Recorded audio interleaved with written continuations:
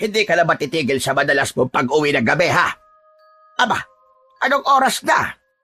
Kakahanap mo ng mga kalakal kung saan ka nakakarating. Pasensya na po, Tay. Nalibang po kasi ako eh. Hindi ko na po namalayan ng oras. Palagi mo nalagyang katwiran. Alam naman po ninyo na ito lang po talaga ang napili kong hanap buhay. Magmula po ng tumambak ang mga basura sa lugar natin. Ako lang po ang may malasakit sa kagubatan. Kaya talagang kung saan po may basura nandun po ako. Lalo pa po ang titigas na po ng mga ulo ng tao dito.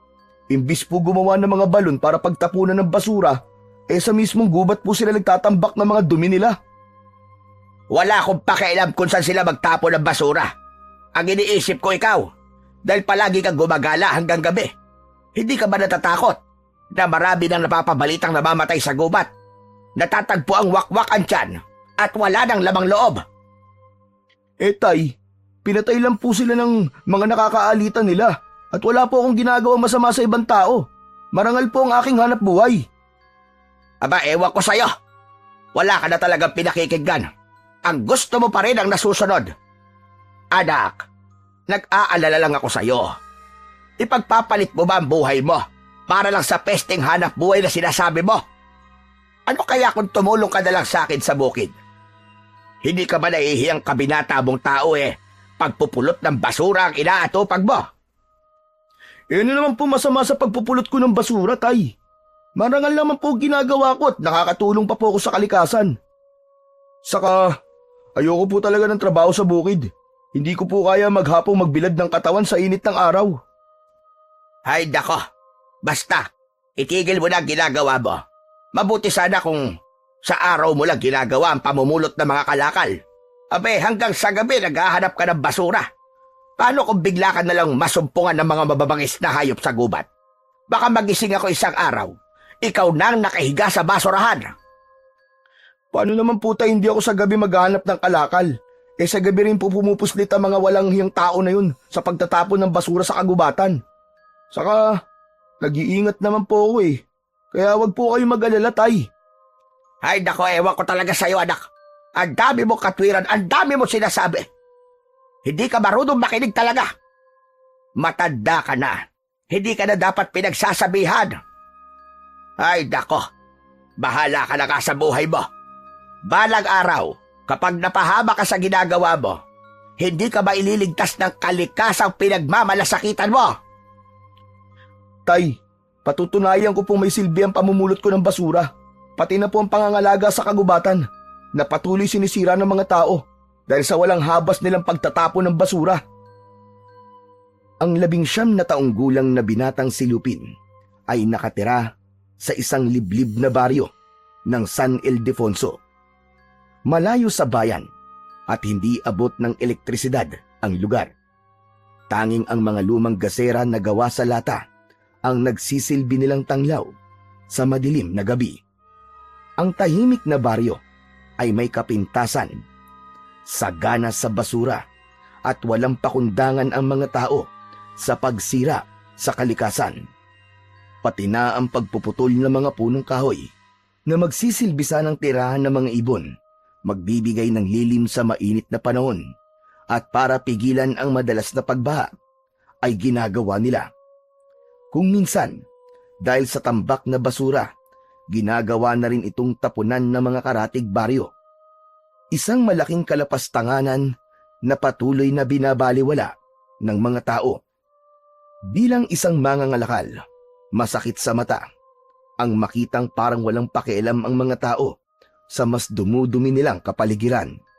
Kaya naman si Lupin, imbis sa bukid magtrabaho, ay pangunguha na lang ng bote, plastik at mga bakal ang kanyang inaatupag sa araw hanggang gabi, na dinadala naman niya sa bayan para ibenta at ituring na niyang hanap buhay. Samantalang ang mga hindi na pwedeng pakinabangan ay ibinabaon niya sa lupa maliban sa mga plastik. Iniipon niya yon para hugasan at gawing unan na ibinibenta niya rin sa maliit na halaga. Kinabukasan, pagkatapos ng sagutan ni Lupin at Mang Densyo, narinig niya ang malakas na boses ng kanyang tiyo Leo, kapatid ng kanyang ama, Si Mang Densyo, 55 taong gulang, ay may pagkakautang kay Mang Leo. Hindi ba't sinabi ko sa'yo, Densyo? Lumayas na kayo ng anak mo sa bahay ng mga magulang natin. Bakit hanggang ngayon, hindi pa rin kayo umaalis? Saan naman kami lilipat, kuya? Aba, alam mo naman na wala akong ibang mapupuntahan. Abay, problema mo na yun. Sinabi ko naman sa'yo matagal na kailangan kong lupa at bahay na ito. Hindi ko naman kasalanan nang mamatay ang asawa mo ay isinangla mo ang lupang ito sa akin. Aba, hindi mo na natubos. Natural. Kukunin ko sa'yo. Baka naman, Kuya Leo, pwede bigyan mo pa ako ng ilang araw na palugit. Hahanap lang kami ng malilipatan ng anak ko. Saka, bakit ba gustong-gusto mo na makuha ang bahay ng mga magulang natin? Wala ka namang asawa, mga anak na nakatira dito. May bahay ka rin namang sarili. Wala rin namang makikinabang sa bahay na ito. Hindi ba pwedeng kahit konting panahon pa pagbigyan mo na ako? Sus, ayan ka na naman sa palugit-palugit na yan eh. Sawang-sawa na ako sa mga pakiusap mo. Aba, napunta na nga sa iyo ang bahay na ito nang walang kahirap-hirap. Pati ba naman, pabor, hihingin mo pa rin? Saka, wala ka ng pakialam kung may pakinabang o wala ang bahay na ito. Ang usapan ay usapan. Kahit kapatid pa kita, kailangan mo sumunod sa kasunduan. Kahit mga ilang araw lang sana, Kuya Leo. Wala talaga akong matinong trabaho. Tuwing 3 buwan lang ako nagkakapera dahil sa mga talim kong palay. Abay, problema mo na yun. Matagal na ako naghihintay. Sapat na mga palugit ko sa'yo. Pagdating sa pera o lupa, walang kapakapatid. Lahat dinadaan sa matinong usapan. Hindi porkit kapatid kita sasamantalain mo naman ang kabaitan ko. Saka, tao kong kausap. Ikaw ang nagsabi, sa ganitong araw kayo aalis. Kaya huwag ka na magpapaawa sa akin. Mula sa kwarto ay dinig ni Lupin ang malakas na boses ng may 56 na taong gulang na si Mang Leo. Nabaon sa utang si Mang Densyo, magmula nang magkasakit ang asawa nitong si Aling Bena. Hanggang sa paggastos, sa pagpapalibing, ay ang suwapang nitong kapatid ang sumagot sa lahat. Bilang panggigipit sa kanyang ama, napilitan ang kanyang ama na gawing collateral ang titulo ng kanilang lupa't bahay. Kaya naman sinamantala ni Mang Leo ang pagkakataon para lalong malubog sa pagkakautang ang kanyang ama. Mahalaga ang bahay kay Mang Densyo dahil ito ang minana nito sa kanyang mga magulang. Hindi lubos maisip ni Lupin na kung paanong nagkaroon ng ganitong klaseng kapatid ang kanyang ama. Gahaman pagdating sa salapi, ang masakit pa, maging ang maliit na lupang binubukid ni Mang Densyo ay nanganganib na ring kamkami nito. Bilang bayad interes, na minana naman nang namatay na si Aling Bena sa mga magulang ng kanyang ina. Nagsimula lang ang pagiging malupit ni Mang Leo nang mamatay ang mga magulang nila at walang natanggap na kahit na isang kusing sa mga ito. Kaya siguro hindi nito matanggap na ipinamana ng mga magulang ang lahat ng ari-arian sa kapatid na si Mang Densyo. Aba, kuya naman, nakikiusap naman ako sa'yo. Paano na kami? Wala akong hawak na pera, ni singkondoleng. Wala akong naitatabi. Bigyan mo pa ako ng kahit 2 araw lang para naman makapaghanap muna ako ng malilipatan namin ni Lupin. Ngayon ang gusto ko. Bakit ba ang tigas ang ulo mo? Gusto mo pa yata magsama pa ako ng mga tanod para ipakaladkad ka palabas ng bahay na yan Sapat na ang palugit na ibinigay ko sa inyo. Kaya lumayas na kayo dyan! Hindi naman na kailangan umabot pa sa ganon, kuya. Ang akin lang naman ay isang pakiusap. Kaya hindi mo na kailangan pang ipagtabuyan kami sa tulong ng mga tanod. Para namang hindi kita kapatid yan Isipin mo man lang sana ang naging kabutihan ni nanay at tatay sa'yo. Abat, sinusumbatan mo ba ako? Magmula na mamatay si nanay at tatay, tapos na rin ang pagiging magkapatid natin. Saka wala akong utang na loob sa'yo. Sila ang nagpalaki sa akin, hindi ikaw. Kahit kailan, hindi nila ako tinuring na anak. Dahil sa'yo pa rin nila ipinamana ang lahat ng kanilang mga ari-arian. Kaya kahit tampon lang ako, ay may karapatan din ako sa lupa. Magpasalamat ka at binayaran pa kita. Nanlaki ang mga mata ni Lupin mula sa pagkakasilip niya sa bintana pagkatapos marinig ang mga sinabi ni Mang Leo. Nakita niya rin ang malungkot na pagyuko ng ulo ng kanyang ama dahil sa mga sinabi ng kapatid nito. Awa ang naramdaman niya para kay Mang Densyo na kahit minsan ay hindi niya narinig na lumaban ito sa kapatid. Sa halip, nanatili itong kalmado at may magalang pa ring pananalita. Bagay na kabaligtaran naman ni Lupin dahil sa mga oras na yon ay gusto na niyang sugurin ang tiyuhin para basagin ang pagmumuka nito. Kaya madalas siyang nadadala sa barangay sa kasong pananakit dahil mas mabilis uminit ang kanyang ulo kapag nakakarinig ng hindi magagandang salita. Nagiging padalos-dalos siya ng desisyon, lalo pa kung tungkol sa kanyang ama. Kahit wala pang balak umalis ng kwarto, ay lumabas si Lupin sa kanyang silid para harapin si Mang Leo na nakatayo sa labas ng balkonahe. Teka! Sumusobra naman na po yata kayo, Chong. Masyado na po kayo masakit magsalita. Konting hinay lang po sa pagbibitaw ng salita. Hindi po manhid ang ama ko. Saka wag po kayo magmalaki. Ampun lang naman po kayo eh. Nasa naman po ang hiya nyo at hindi kayo marunong mapakiusapan. Para kayong walang utang na loob sa taong nagpalaki sa inyo. Abat, sino ka naman para makialam sa pag-uusap namin ng kapatid ko, ha? Pamangkin lang kita at hilaw pa. Usapang matanda to at hindi ka dapat nakikisali. Pero ama ko po ang pinagsasalitaan nyo ng ganyan, Chong. Anak siya ng mga taong nagpalaki sa inyo.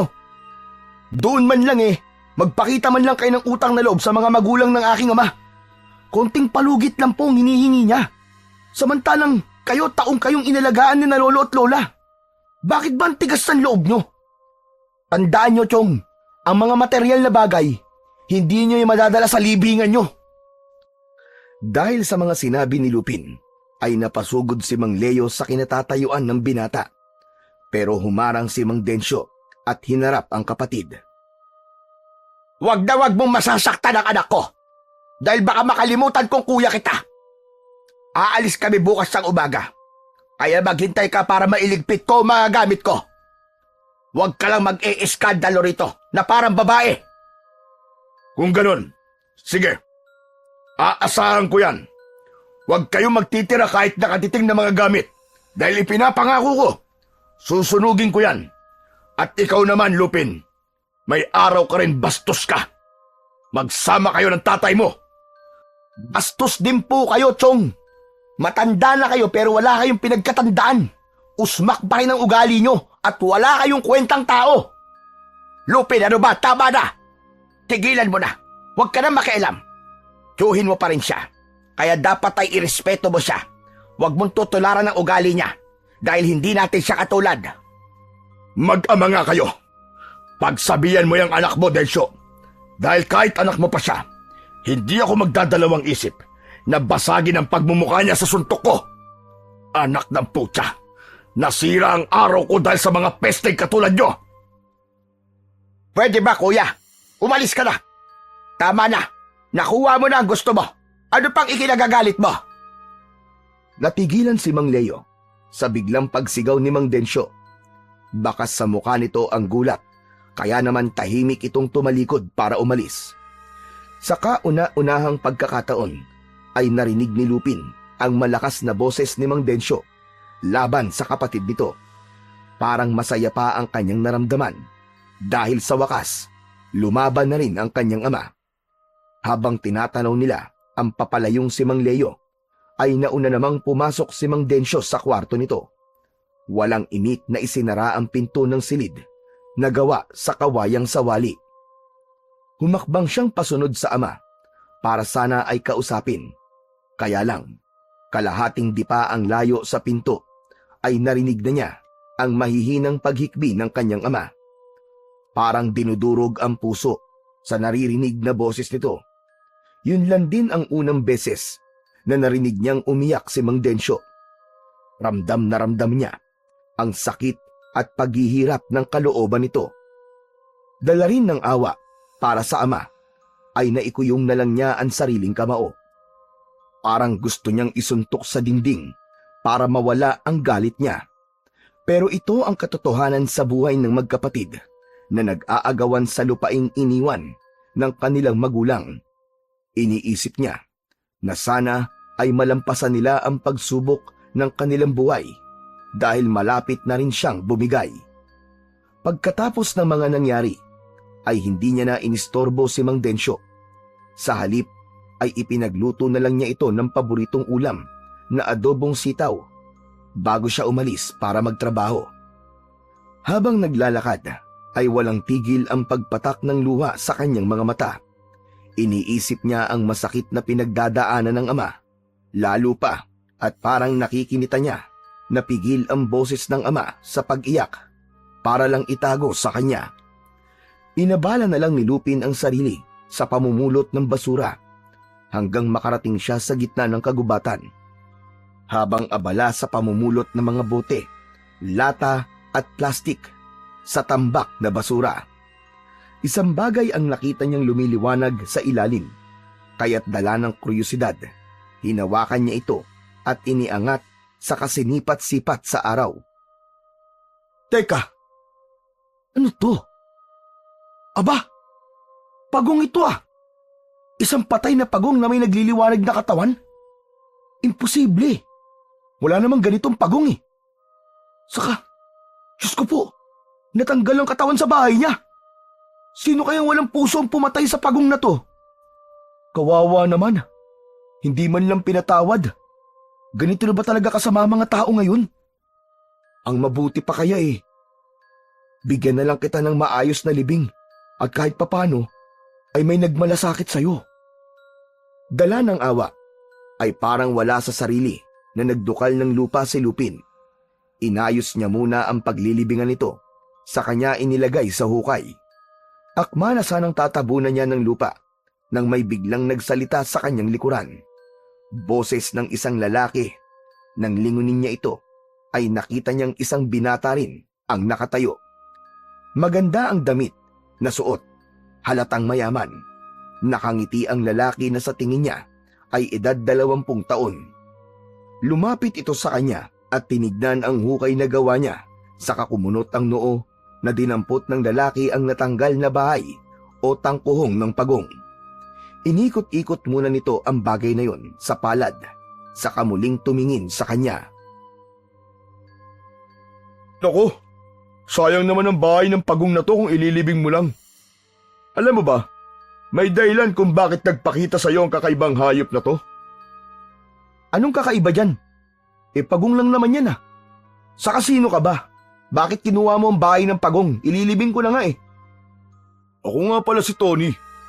Nakatira ako sa gitna ng gubat. Nakikita kasi kitang namumulot ng basura araw-araw. Kung minsan naaabutan ka ng pagdilim sa lugar na to. Pasensya na, pero hindi na ako nakatiis na hindi ka lapitan.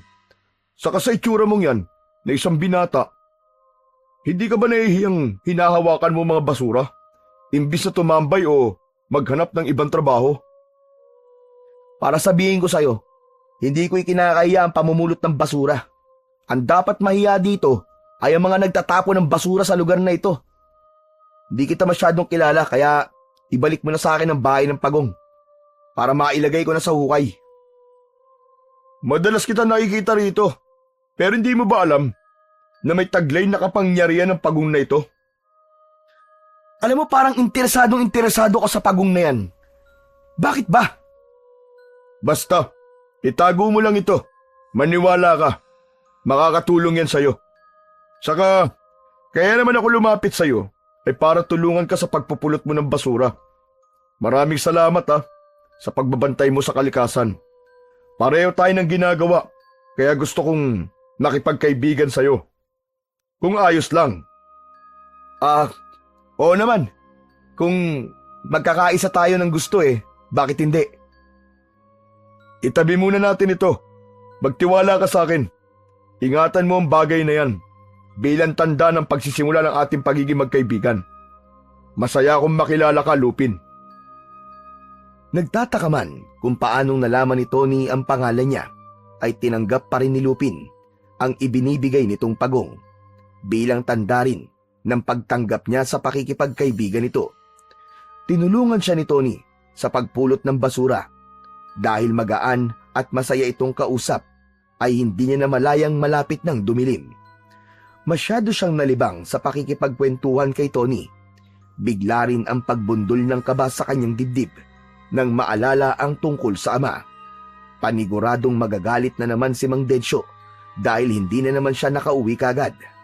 Ayaw na niyang dagdagan ang sama ng loob nito. Nako Tony, pasensya ka na. Kailangan ko na palang umuwi. Maraming salamat sa tulong mo. Gusto mo bang samahan kita pa uwi? Naku, wag na. At baka madamay ka lang sa galit ng tatay ko. Sa sobrang pag-aalala, ay napatayo siya at nagmamadaling naglakad pa uwi. Pero dahil likas kay Tony ang pagiging mabuting tao, nagpumilit itong sumama sa kanya. Pero pagdating nila sa gitnang kagubatan, ay hindi maipaliwanag ni Lupin kung bakit umiinit ang bahay ng pagong sa kanyang bulsa. Nagbago rin ang galaw ng mga dahon sa paligid dahil sa malakas na ihip ng hangin. Malamig ang dating ng hangin sa kanyang balat. Ganon din ang amoy nito. Napatigil siya sa paglalakad at pinagmasdan ang bahay ng pagong. Napatingin siya kay Tony na tumigil na rin sa paglalakad habang nakatingin din sa hawak niyang pagong. Teka, bakit nagkakaganito ang bagay na to, Tony? Ang ibig sabihin ay may panganib na nakaabang sa lugar na to. Bilisan mo ang paglalakad. Kailangan na nating umalis dito. Baka sa mukha ni Tony ang pag-aalala, kaya madalas ang paglinga nito sa paligid na para bang may hinahanap. Malalaki rin ang kanilang mga akbang ng paa na tila hinahabol sila ng nilalang na hindi nakikita. Napansin din ni Lupin na parang bumaho ang singaw ng hangin. Amoy nabubulok na basurang may inuuod na karne. Pero dahil sa kanyang trabaho, hindi na lamang niya inintindi ang amoy na nalalanghap. Sanay na siya sa ganito, pero iba ang takot na kanyang nararamdaman. Para bang may mga pares na mga mata ang nakatingin sa kanila. Isang mabigat na presensyang nagtatago sa kakahuyan. Nakasunod siya ng paglalakad sa nauunang si Tony habang wala pa rin tigil sa pagtingin-tingin sa paligid. Tuluyan na ngang kumalat ang dilim sa kagubatan. Mabuti na lang ay may liwanag na nanggagaling sa buwan, kaya't malinaw niyang nakikita ang kanilang dinaraanan. Maya-maya pa ay bigla silang nakarinig ng malalakas na pag-alulong ng mga asong gubat. Umieko na parang nasa paligid lang nila, nakabantay at naghihintay ng tamang pagkakataon para sumalakay. Anong tunog yun? Matagal na akong gumagala sa lugar na ito pero ngayon lang ako nakarinig ng ganyang klaseng tunog. Sa palagay ko, nanggagaling na rin sa mababangis na hayop sa gubat dahil sa mga taong walang tigil na katatapon ng mga basura dito. Lupin, hindi lang sila basta mga hayop sa gubat, kundi isang nilalang na nagtatago sa dilim. Lupin, tatanungin kita, naniniwala ka ba sa mga aswang? Aswang? Nako hindi pare. Imposibleng may aswang sa lugar na to, no? Sa radyo ko lang naririnig ang tungkol sa kanila. Mga katang-isip lang yun. Pero sa tingin ko pare, maniniwala ka na ngayon dahil nasa likod mo na siya. Pinagmasdang mabuti ni Lupin ang mukha ni Tony at pilit na inaaninaw ang mga mata nito dahil naniniwala siyang nagloloko lang ang bagong kaibigan. Malay ba niyang bahagi lang ito ng pagbibiro nito? Wala naman sa itsura ng lalaki na natatakot ito kung meron mang nilalang na nasa likod niya. Pero hindi ito kumukurap habang nakatingin sa likuran niya. Kaya naman, napalingon na rin siya at sinundan ang tinitignan ni Tony. Ganun na lamang ang panlalaki ng kanyang mga mata. Nang mula sa kanyang kinatatayuan, ay nakita niya ang isang nilalang na nakatayong nakangisi. Habang ang katawan ay balot ng mga basura na may nagkakagulong mga langaw. Maging ang malapot na kulay berdeng likido ay tumutulo mula sa bibig hanggang sa dibdib. Napalunok ng laway si Lupin na hindi inaalis ang paningin sa nakatayong nilalang. Pati ang halimaw ay patuloy ding nakikiramdam sa mga galaw ni Lupin. Samantalang ang bahay naman ng pagong ay mas tumindi ang init na para siyang mapapaso. Napaatras sa pagakbang si Lupin, palapit kay Tony. Anak ng putya, tol! Anong klaseng nilalang yan? Parang hayop na may matutuloy sa tenga. Mahahaba ang mga kuko na may malasang ang dila. Saka Diyos ko po, ang kanyang mga mata parang nagbabagang apoy sa sobrang pula. Tony, ano ka ba? Magsalita ka, bakit hindi mo sinasagot ang tanong ko? Kailangan mong hinaan ang boses mo dahil hindi sila nakakakita. Sinusundan lang nila ang amoy at galaw mo. Kung mapapansin mo, malaki ang butas ng kanilang ilong. At ginagamit din niya ang dila sa pagtikim naman sa hangin para lasapin ang amoy na nanggagaling sa katawan ng tao. Pambihirang, hindi ko alam na may ganyang nilalang sa gubat na to. Ano nang gagawin natin? Konting galaw lang, malalaman niyang nandito pa rin tayo. Kaya wag ka munang gagalaw. Wag ka rin munang magsasalita. Halos mabingi si Lupin sa sariling lakas ng kabog ng kanyang dibdib. Ang kanyang mga mata ay naluluwang nakatitig sa galaw ng nilalang na nagsisimulang humakbang papalapit sa kanilang kinaroroonan. Nakabaluktot ito na parang asong siging singhot sa hangin na sinusundan ang kanilang amoy. Pati paglunok sa laway ay hindi magawa ni Lupin habang naninigas ang kanyang tuhod. Napigil ang kanyang paghinga. Sa isip niya ay para siyang nakaharap sa isang nilalang na may nakakasukang itsura. Saktong may kumaluskos sa kanilang tabi. Isang baboy ramo na panay ang likha ng tunog habang walang tigil sa pagdukal sa lupa na malapit pa naman din sa isang tambak na basura. Lalong nanlaki ang mga mata ni Lupin nang mula sa gitna ng mga basura ay lumitaw ang isa pang nilalang na kapareho ng nakatayo sa kanilang harapan. Dala ng matinding takot ay hindi na natagalan pa ni Lupin ang hindi mapasigaw at napatakbo papalayo sa mga halimaw. Para siyang karag na turumpo kung saan-saan bumabangga at nadadapa. Para sa kanya, isa yung malaking kahihiyan na hindi dapat makita ng mga tao. Pero iba ito. Iba kapag aswang na ang kaharap niya. Aswang! Aswang! Tulong! Tulungan niyo ako! Sandali, Lupin! Hintayin mo ako! Bakit ka ba sumisigaw? Hindi naman nila tayo mapapansin kung hindi ka magsasalita o lilikha ng ingay! Sa gitna ng pagtakbo ay gusto sanang batukan ni Lupin si Tony. Paano itong nagiging kalmado sa kabila ng katotohanan ng halos isang dangkal na lang ang lapit ng mga halimaw sa kanilang tabi. Lalo pa at may bagong litaw na isa na namang nilalang na lumabas sa basurahan.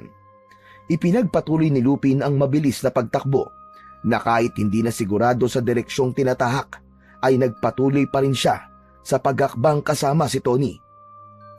Paglingon niya sa likuran ay muli siyang napasigaw nang makitang mabilis din silang hinahabol ng mga nilalang. Parang nakakakita ito na kahit saan sila magpunta ay nakakasunod ito. Diyos ko po! Hindi sila tumitigil! Hinahabol pa rin nila tayo, Tony! Lintik na kamalasa naman to! Bakit ba kailangan mangyari sa akin to? Sabi ko sa iyo huwag kang lumikha ng ingay. Hindi talaga nila tayo tatantanan at lahat ng mga kauri nila kapag nabulabog natin dahil sa ingay ng boses mo. Hindi ka kasi naniniwala. Kaya ito, nalalagay tayo ngayon sa panganib. Ewan, ikaw yata nagdala ng kamalasan sa akin Wala naman to dati dito Hindi maiwasan ni Lupin na hindi ibaling kay Tony ang galit dahil sa isang iglap ay nangyari ang paghabol sa kanila ng mga nilalang na ngayon lang niya nakita. Pati ang baboy ramo ay nakikipag-unahan din sa kanila ng pagtakbo. Pero napatigil sila sa paghakbang nang may lumundag na nilalang sa unahan ng kanilang dinadaanan. Pasadsad ang paa na humarang ang halimaw sa kanilang harapan. Nagsipagbagsakan pa sa lupa ang mga uod na nanggagaling sa katawan ng halimaw. Idagdag pa ang nakasunod na mga langaw sa nilalang na lalong nagpatindi sa mabaho nitong amoy. Saktong sa pagdakot nito sa katawan ng baboy ramo gamit ang kamay, Bigla rin itong kinagat ang leeg ng hayop. Nagpupumiglas ang baboy ramo ng malakas. Napatayo ng tuwid sina Lupin at Tony habang pinapanood ang ginagawa ng halimaw. Walang awa nitong ibinaon ang mahahabang kuko sa katawan ng hayop. Nanlalamig ang katawan ni Lupin nang mula sa kanilang kinatatayuan ay biglang dumating ang isa pang nilalang na humahabol sa kanila. Nakipag-agawan ito sa karne ng baboy ramo. Kitang-kita nila Tony ang paglitaw ng mahahaba nitong mga pangil mula sa malaki nitong bibig na halos tumaklob sa buong muka nito. Habang kumakain ay lumilikha ng ingay na katulad sa umaangil na aso. Sarap na sarap ang mga ito sa paglapa ng lamang loob ng baboy dahil parang umaawit pa na nilalantakan ang karni ng hayop. Sa kamalasan naman at sa hindi inaasahang pangyayari, ginapangan bigla ng pulang langgam si Lupin at dahil sa pinagtutulungan na siyang kagatin ng mga langgam, muli siyang napasigaw pero huli na para makaalis sa kinatatayuan. Dahil kanina pa palang may nakatayong aswang sa kanilang likuran, mabilis ang naging pagkagat ng halimaw sa balikat ni Lupin. Aray ko! Tony! Tulungan mo ako! Lupin! Hawakan mo ang bahay ng pagong! Iampas mo sa mukha niya! Sige na! Bilisan mo! Nakita ni Lupin na parang naghahanap ng kahoy sa lupa si Tony na maihahampas sa nilalang na nakakagat sa kanya. Ano? Tulungan mo ako, Tony! Masyado siyang malakas! Hindi ko kaya! Pinilit mo nang tanggalin ni Lupin ang pagkakakagat sa kanyang balikat. Pero kahit na anong gawin niya, hindi niya maalis-alis ang ulo ng aswang na nakasubsob pa rin sa kanyang balikat. Napaluhod sa lupa si Lupin habang nararamdaman ang unti-unting pagpunit ng kanyang balat at ang masakit na pagbaon ng pangil nito sa kanyang kalamnan. Pakiramdam niya ay gumagalaw-galaw ang ngipin nito sa loob, pailalim ng laman niya. Mas lalo niyang nalanghap ang mabahong singaw ng ulo ng aswang. Napanay pa ang pag-angil habang sinisipsip ang kanyang dugo. Malapot ang likidong nakadikit sa kulay palong buhok nito. Idagdag pa ang mga langaw na parang nakikipiesta sa sakit na nararamdaman niya. Malakas niyang inihampas ang hawak niyang bahay ng pagong sa mukha nito. Sa hindi maipaliwanag na dahilan, bigla itong napasigaw habang hawak ang muka na may marka ng likod ng pagong. Mabilis na tumayo si Lupin at nagtatakang napatingin sa halimaw na pilit hinahaplos ang nasaktang muka. Nagpapalinga-linga itong hinahanap kung saan siya nakatayo. Kahit pa nasa harapan lang siya nito, nakaluhod na hawak ang sariling balikat habang walang tigil sa pag-agos ng dugo mula sa kanyang sugat. Pinilit niyang tumayo at nilapitan ang nagwawalang nilalang. Ganyan nga! Sige na, Lupin! Ulitin mo ang paggampas sa mukha nila gamit ang bahay ng pagong! Masasaktan sila at patatakot sa'yo! Kaya gawin mo na! Labanan mo na sila! Si Tony na nakatayo lang ay parang nanonood sa galaw ni Lupin. Halata ang takot sa mga mata nito na parang walang balak na tumulong. Ang ikinainis lang niya ay kung bakit siya lang ang nilalapitan ng mga halimaw samantalang magkatabi naman sila ni Tony. Muli siyang sumugod para atakihin ang kalaban. Kaya lang, hindi niya napansin na tapos nang kumain ang dalawang nilalang at hindi na siya nakailag nang bigla siyang atakihin sa braso at binti. Doon niya lang nakita si Tony na kumilos na para tulungan siya. Habang nakaiga ka na sa damuhan, sikapin mo wag gumalaw! Ako na muna ang bahala sa mga nilalang na to! Huwag ka na nga magyabang! Wala ka namang kakayahan eh!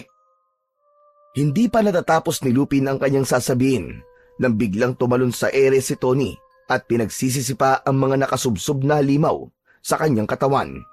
Saka lang natanggal ang kagat sa kanyang kalamnan na halos mapaigik siya sa naramdamang paghugot ng pangil sa hita niya. Bumagsak ito sa damuhan na sinundan naman ni Lupin ng pagbayo sa suntok sa mukha nito, kagaya ng paraan niya kung paano siyang makipagsuntukan dati. Kahit patuloy pa rin ang sakit mula sa sugat niya dahil sa mga bumaon na pangil ng aswang. Kaya lang, nawala ang kanyang tapang nang makitang bumangon muli ang mga kalaban para muling umatake Hindi nito halos iniinda ang sipa at suntok ng kanyang kaibigan. Anak ng putya, oo! Bakit ba palaging ako nilalapitan nyo? Si Tony ang sumipa sa inyo! Dala ng galit at pinaghalong takot ay nagawa ni Lupin na tumayo kahit halos matumba na siya sa biglang pagsuot ng kirot sa kanyang kalamnan. Habang si Tony naman ay patuloy lang sa pakikipaglaban sa mga nilalang na umaatake rin dito. Saktong paglapit sa kanya ng halimaw ay sinalubong naman niya ito ng paghampas sa muka gamit ang bahay ng pagong. Umalingaw-ngaw ang malakas nitong sigaw at nararamdaman niyang nasasaktan ang mga nilalang dahil sa mga atungal nito at pag-iyak. Nakita niya rin na sa bawat pagsuntok niya ay may lumalabas na kulay berdeng liwanag na nagdudulot din ng pagkasilaw sa mga halimaw. Na kahit walang nakikita ay apektado pa rin sila sa epekto ng liwanag. Maya-maya pa, nakita niya rin na napabagsak na ni Tony ang kanyang mga kalaban. Mabilis itong lumapit sa kanya at hinawakan ang braso niya para alalayan siya. Tara na, kailangan na natin makaalis sa lugar na to. Sa tingin ko, hindi lang sila ganyang karaming naniniraan sa lugar na ito. Sobrang sakit na mga sugat ko. Lintik talaga kapag siniswerte nga naman, oh. Ngayon pa itong mangyayari sa akin. Ano na lang ang ipapaliwanag ko sa ama ko? Siguradong masisermo na naman ako ni tatay nito. Huwag muna yan ang isipin mo. Ang kailangan, makalayo na tayo sa lugar na to. Tandaan mo, nakatira sila sa ilalim ng tambak na basura at depende sa dami ng basura ang bilang ng mga nilalang na nagtatago roon. Ito ang dahilan kung bakit kita nilapitan. Wala kang kaalam-alam na may naninirahan sa gubat na ito. Ito na nga ba ang sinasabi ko eh. Kasalanan to ng mga tao eh. Sa dinabi-dabi na mapagtatapunan ng basura ay sa gubat pa. Saka, matagal ko na itong ginagawa. Pero ngayon lang to nangyari. Dahil nabubusog na sila sa karne ng mga tao na bibiktima nila at nauhuling nagtatapon ng basura. Kung ganun, totoong ang mga namamatay dito ay kagagawan nila. Alam mo na pala na delikado. Bakit nagpupunta ka pa rin dito? Kayang bang ipagpalit ang buhay mo sa ganito? Paano ang iyong ama? Paano kung mapahama ka? Teka. Sandali. Bakit parang ang dami mong alam tungkol sa akin? Pati pangalan ko alam mo rin. Nahihiwagaan na ako sa iyo, ha? Sinong hindi makakakilala sa isang binatang mahilig sa gulo, pero may malasakit sa kalikasan? Siguro naman ay naniniwala ka ng totoo, mga aswang. Sino bang hindi maniniwala? Punyemas! Ay halos tagtarin na nila ng kagat ang buong katawan ko. Sobrang sakit na. Parang may mga insektong gumagalaw sa loob ng kagat. Dahil sa nangyari, mas lalo ko pang pagbubutihan ang pagtatanggal ng basura sa lugar na to. Idagdag mo pa ang nakuha kong kakaiba na bahay ng pagong at kung bakit ganun na lang ang epekto nun sa akin at sa mga katawan ng aswang. Nakakailang hakbang pa lang sila Tony at Lupin nang biglang sumulpot sa kanilang harapan ang 8 nilalang na katulad ng halimaw kanina. Mas marami, mas mabagsik ang mga itsura. Nakabaluktot at nangangapa sa daan papunta sa amoy ng sariwang dugo na umaagos sa balikat niya. Maingat nilang inihakbang ang kanilang mga paa. Paatras na ang mga mata ay nakatingin sa mga nagkakagulong aswang. Diyos ko po! Hindi pa ba nila tayo titigilan? Nagsalita ka na naman! Takbo na! Halos magpaekis-ekis sa pagtakbo sa daan sila Tony at Lupin, kahit paika-ika ang kanyang hakbang. Bawat tapak niya sa lupa ay may salubong na sakit sa mga sugat niya, kaya halos napapangiwi ang kanyang muka nang dahil sa kirot. Pinagsisisihan niya ang pagsuway sa kagustuhan ng kanyang ama, kaya siya nakakaranas ng ganitong paghihirap. Ipinangako ni Lupin sa kanyang sarili na kung makakaligtas siya, ay pipilitin niyang matupad ang kanyang pangarap na maging kapitan para matuldukan na ang lagim na gumagala sa kanilang baryo. Dala ng takot ay wala na siyang pakialam kung saan pa siya dalhin ng kanyang paa. Mas lalo lamang nilang nilakihan ang mga akbang para makatakas, pero sadyang mabibilis tumakbo ang mga aswang na halatang kabisado ang lugar na yon. Kahit hindi nakakakita, ay para itong may taling nakasunod sa kanila. Agad silang naabutan nito habang pilit siyang inaamoy. Dahil sa gulat, ay muntik pa niyang mabitiwan ang hawak na bahay ng pagong. Saktong paglundag ng isa pang halimaw papalapit sa kanyang kinaroroonan, ang pagsulpot naman ng matandang lalaki mula sa kakahuyan. Kung titignan, ay edad 68 taon na ang matanda. Mabilis kumilos na may malakas na pangangatawan na pinagsususuntok ang kalaban gamit ang isang uri ng sandatang nakabalot sa kamao nito. Bawat pagbayo ng suntok sa kaliwa at kanan nitong kamay ay napapaigik ang mga kalaban na parang sinasaksak ng kutsilyo. Dahil sa malatinik na bagay sa armas ng matanda, buong paghangang pinanood ni Lupin ang husay ng matanda. Salamat sa tumulong sa atin. Tara na! Tumayo ka na at umalis na tayo rito. Huwag mong bibitiwan ang bahay ng pagong. Pero paano yung matanda? Hindi natin siya iiwan dito. Hindi tayo aalis. Iniligtas siya tayo. Kaya maghihintay tayo rito. Pero baka matalo siya at balingan ka ng mga nilalang. Kilala ko matandang yan. Isa siyang albularyong manunugis. Kaya-kaya niya mga yan. Magsasalita pa sana si Lupin. Pero nakita niya ang pagbagsak ng matanda pasadsad sa lupa, diretso sa kanilang paanan. Dumudugo ang dibdib nito dahil sa pag-atake ng bagong dating na halimaw. Hindi tulad ng mga naunang nilalang, mas malakas ito at kakaiba ang itsura, angat sa mga halimaw na may mabahong amoy. Nakakakita ito at sa biglang pagtawa nito ay bumaliktad ang labi nito pataklob sa muka ng aswang. Kaya naman, nalantad ang malabuhayan nitong malalaking ngipin. Saglit lang ang pagtaklob ng labi sa mukha nito at naglalaway na nagsalita. Kahit kailan talaga, masyadong mayayabang ang mga tao. Kung sa bagay, gusto ko naman ang lasa ng inyong karne. Lalo na kung amoy basura ang mga ito. Ano? Nakakapagsalita ka? Kung ganun, isa kang tao na nagsasaaswang para mambiktima ng mga taong walang kalaban-laban. Malakas na umalingaw-ngaw ang malahalimaw nitong boses na masyadong masakit sa tenga ni Lupin. Ang matandang nakahiga sa kanilang paanan ay nawalan na ng malay. Saka lang din nakita ni Lupin ang bagay na suot na sandata ng matanda. Dadamputin niya sana ang bagay na yon, pero biglang nagsalita ang aswang. Sa pagkakataong yon, ay nasa likod na nito ang mga alagad na humahabol sa kanila.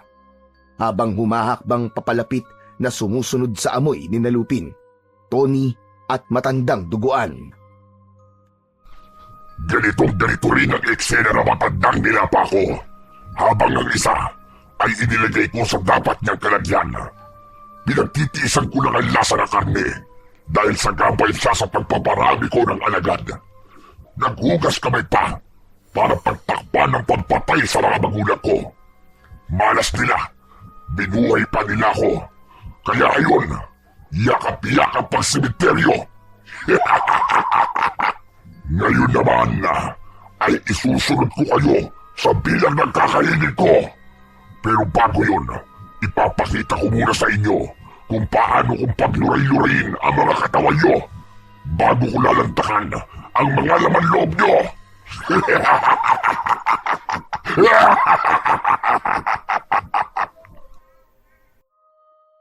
Hindi inaasahan ni Lupin na biglang susuntokin nito sa tiyan ang katabing alagad. Ito ang aswang na lumapa sa katawan ng baboy ramo kanina. Saka inihiga sa damuhan na parang papel. Biglang bumuka ang bibig nito na ang labi ay muling tumaklob sa mukha nito. Nanlalaki ang kanyang mga mata habang nakatingin sa matalas nitong mga ngipin na mabilis na ikinagat sa leeg ng aswang. Nagkikikisay ang katawan na nagpupumiglas pero para lang kobra ang pagkakadikit ng bibig nito sa balat ng kanyang kampon. Pasubsob na sinipsip nito ang dugo ng aswang. Umatras ang mga kampon ng halimaw dahil nabigla rin sa ginawa ng kanilang pinuno. Mula sa kinatatayuan ni Lupin at Tony ay ipinakita ng pinuno kung paanong winakwak nito ang tiyan ng tauhan niya. Gamit ang mahahabang mga kuko, kitang-kita nila kung paanong inilabas ang mga lamang loob na parang pansit. Iniayos pa nito ang pagkakabulbol, saka patingalang isinubo ang bituka. Kusang bumaliktad ang sikmura ni Lupin nang makita ang pagkain nito. Gumapang ang kilabot sa kanyang buong katawan habang hindi mawala sa kanyang isip ang tunog ng pagnguya nito.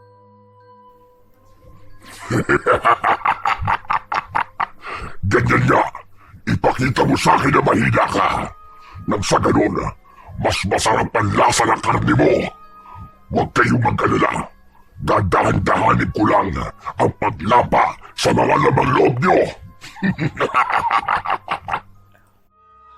Kung sino ka man demonyo ka, hindi ka magtatagumpay. Isa ka lang halimaw na walang puwang manatili sa mundong ito. Ang dapat sa'yo ay sunugin ang buhay.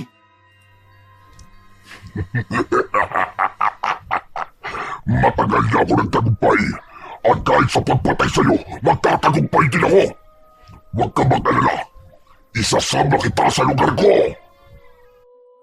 Lupin, huwag ka matakot sa kanya. Hindi siya magtatagumpay. Huwag ka maniniwala sa nilalang na yan. Siyang dapat na matakot sa'yo. Dahil bilang na mga araw nila sa taong nakatakdang pumatay sa kanila. Kailanman ay hindi pa nagtagumpay ang kasamaan laban sa kabutihan.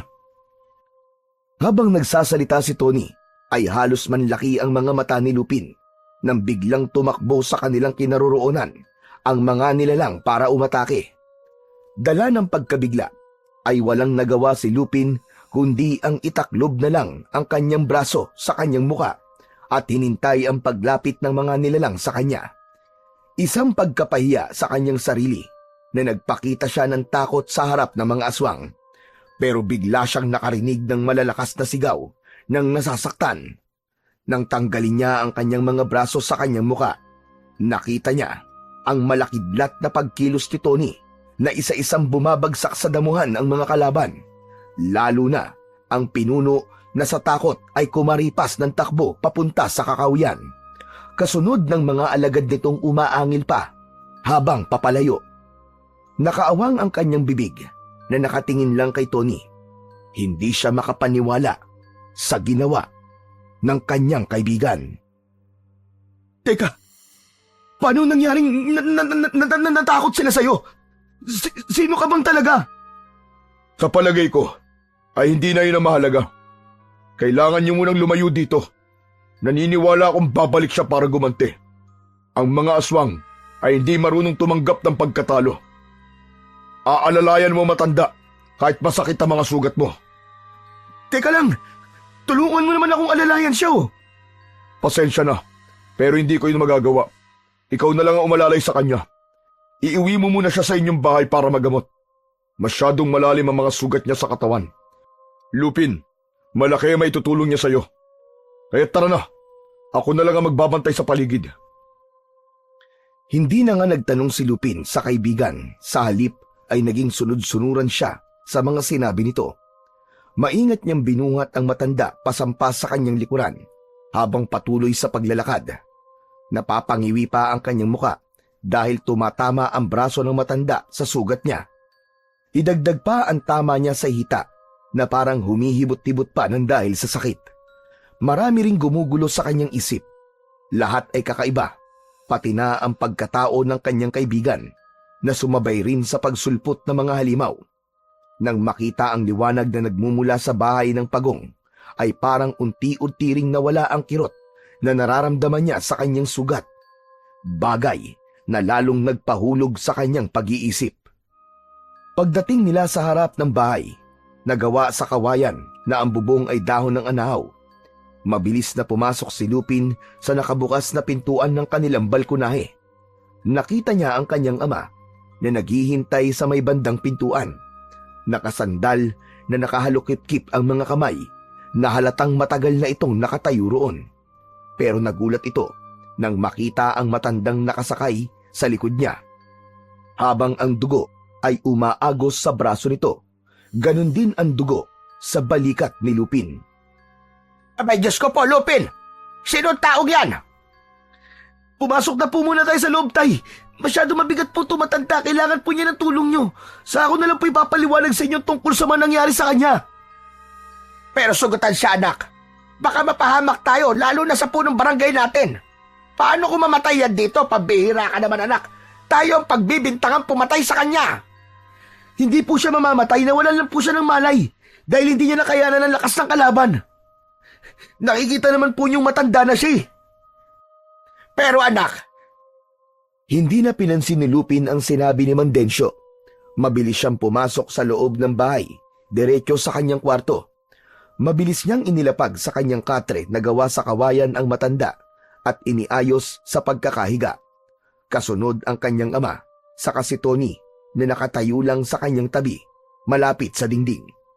Panay ang silip ng kaibigan sa bintana, na halatang hindi napapakali. Ano sa palagay mo, Tony? Hindi na kaya nila tayo masusundan dito? Oo.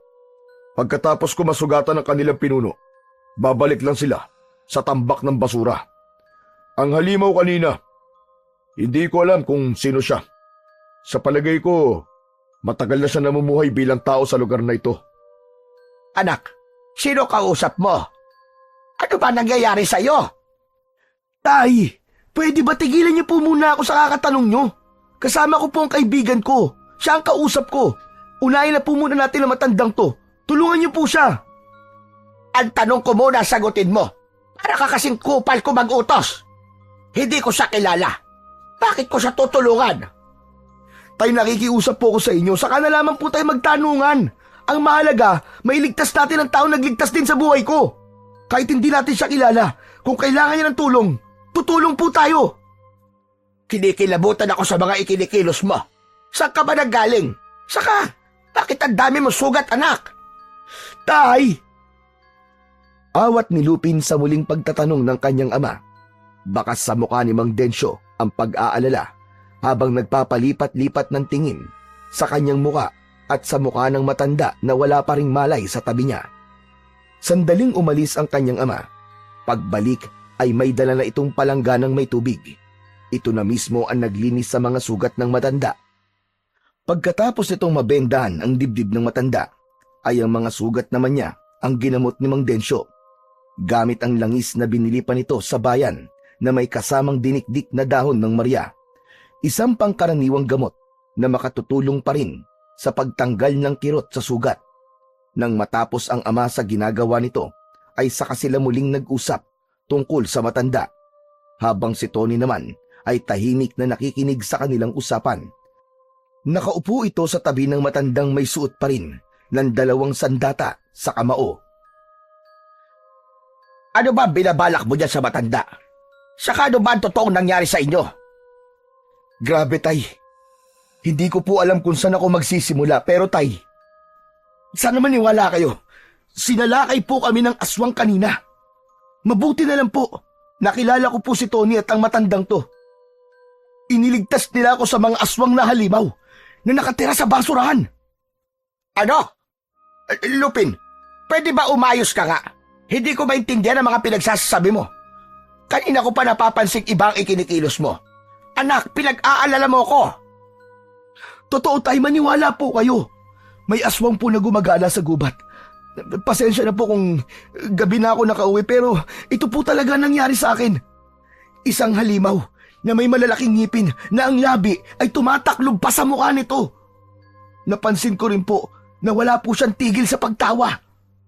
Pero nung sinuntok ko po sila habang nasa kamay ko ang bahay ng pagong, bigla po silang sumigaw na parang nasasaktan.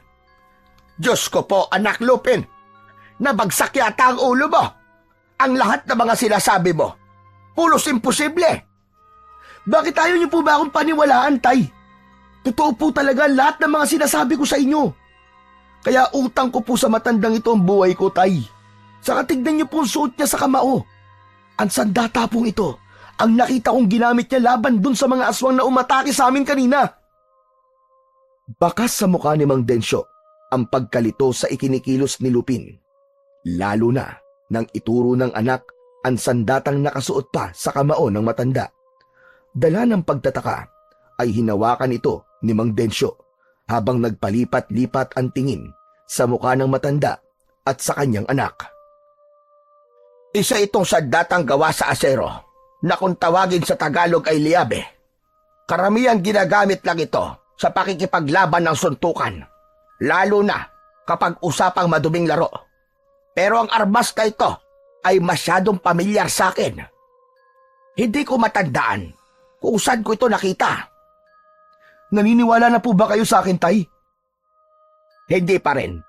Pakiramdam ko ay nakipag-away ka na naman at nadamay lang ang matandang ito. Alam mong hindi siya pwedeng manatili rito sa bahay natin dahil bukas tayo aalis sa bahay na ito. Isasama po natin siya, Tay, kahit saan po tayo magpunta. Gusto ko siyang makilala. Saka, siya po magpapatunay ng totoo ang mga sinasabi ko. May aswang po sa baryong to, Tay. At nakausap ko po ang pinuno nila. Ang sabi, may pinatay raw po siyang matandang lalaki sa kagubatang yun. Kaya, Tay, maniwala po sana kayo sa akin. Hindi makapagsalita si Mang Densyo. Pilit nitong sinisipat ang mukha ni Lupin dahil hindi pa rin ito makapaniwala sa mga sinasabi nito. Mas lalong bumakas ang takot sa mukha ng kanyang ama nang lumapit si Lupin sa nakatayong si Tony. Tony, ikaw na nga magpaliwanag sa tatay ko. Hindi siya naniniwalang totoo ang aswang eh.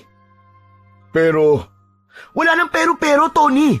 Kanina pa ako nagpapaliwanag sa kanya. Hindi mo man lang ako tinutulungan, pambihira ka naman oh. Ano ka ba? Magkaibigan ba tayo? Natigil sa pagsasalita si Lupin nang bigla na lang humagulgol ng iyak ang kanyang ama. Nakasabunot ang kamay nito sa sariling buhok habang napasalampak ng upo sa upuang yari sa tabla katabi ng katring kinahihigaan naman ng matanda. Dahil sa ingay ay gumalaw ang katawan ng matanda, bagay na labis na ikinatuwa ni Lupin. Tay! Ayun na! Gising na po yung matanda! Patutunayan kung totoo mga sinasabi ko, Tay! Tony, magsalita ka naman! Tulungan mo naman ako magpaliwanag sa tatay ko, pambihira ka oh! Lupin, anak! Sino bang kausap mo? Diyos ko! Nasisiraan na yata ako ng pait, anak ko! Tay! Masyado naman po kayong makapagsalita! Eh kayo po itong parang sira dyan eh! May pahagulgul-hagulgul pa kayong nalalaman! Totoo! Wala akong nakikitang kausap mo, anak. Kanina pa rin tumatayo mga balahibo ko sa katawan dahil nararamdaman kong para nga tayong may kasama sa kwartong ito. Saka lang natigil si Lupin at diretsong tumingin kay Tony. Paulit-ulit niyang ipinagpipilitan sa ama na totoong may kasama sila sa loob ng kwarto. Pero inagaw ng matanda ang atensyon ng dalawa. Himala itong umupo na parabang wala itong sugat sa dibdib. Saka hinubad ang liabe na gawa sa asero at dahan-dahang tumingin sa kanila. Kanina ko pa kayo pinakikinggan. Pareho kayong nagtatalo. Parehong totoo ang inyong sinasabi. Si Lupin, totoong nakikita niya si Tony, pati na ang aswang na tangis-ngis na sumalakay sa kanya kanina. Si Densyo naman, totoo rin na wala siyang nakikitang kausap mo, Lupin. Dahil ikaw lang ang nakakakita kay Tony. Lolo naman, huwag naman kayo magbiro ng ganyan. Kanina pa po tumataas ang balahibo ko sa katawan eh. Hoy! Ikaw, Lupin! Saan mo ba napulot ang baliw na matandang ito at nahawa ka na rin sa kabaliwan niya? Saka, bakit kilala niya ako? Eh ngayon ko lang naman siya nakita. Eh tay, ngayon ko lang nga din po siya nakilala eh. Hindi ko naman po alam na baliw pala. Hindi ako baliw. Totoo sinasabi ko. May mga bagay sa baryong ito na mahirap talagang paniwalaan. At ang mutya ng pagong na nakuha mo sa basurahan ay sinadya talagang ibigay sa iyo ng gabay. Siya mismo ang pumili sa iyo, Lupin. Ano? Teka. Mutya ng pagong? Hindi ko po kayo maintindihan, tatang eh. Naguguluhan po ako. Kanina ko pa gustong sabihin sa'yo, pero hindi ko magawa. Ikaw lang talaga ang nakakakita at nakakarinig sa akin. Dahil ako ang gabay ng mutya ng pagong. Hindi nila naririnig ang usapan natin. Pasensya na. Hindi ko lang alam kung paano ito ipapaliwanag sa'yo. Teka, pero alam kong tao ka na nahahawakan kita eh. Nakakausap at malinaw kitang nakikita. Huwag niyo nga akong pinagloloko. Lupin, iho. Ikaw lang talaga may kakayang makipag-usap sa gabay. Alam ko yon. Dahil ako mismo ang unang nagmay-ari sa kanya bago namatay ang pagong at nilipat sa iyo ang mutya. Ang sino mang magbibigay ng pagpapahalaga sa alagang pagong ng isang tagapagbantay, ang siyang susunod na magmamana ng kapangyarihang may taglay na kakaibang lakas. Paano kung tanggihan ko?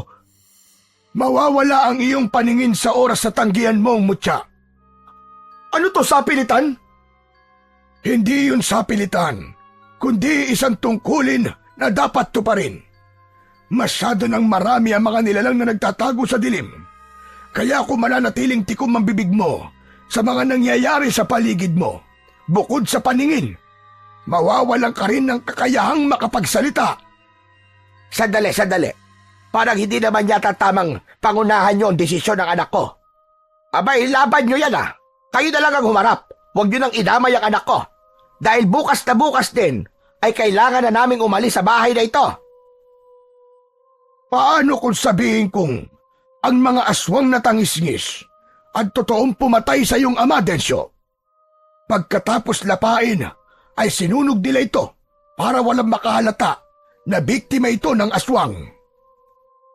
Matagal na hindi nakapagsalita si Mang Densyo nang mabanggit ng matanda ang tungkol sa mga magulang, habang si Lupin ay nananatiling nakatayo na nakatingin sa muka ni Mang Densyo. Tatang, paano niyo po na sigurong mga aswang nga po pumatay sa mga magulang ni tatay? Dahil nandun ako nung mismong nangyari yon. Wala akong nagawa para iligtas siya. Sino ba talaga kayo?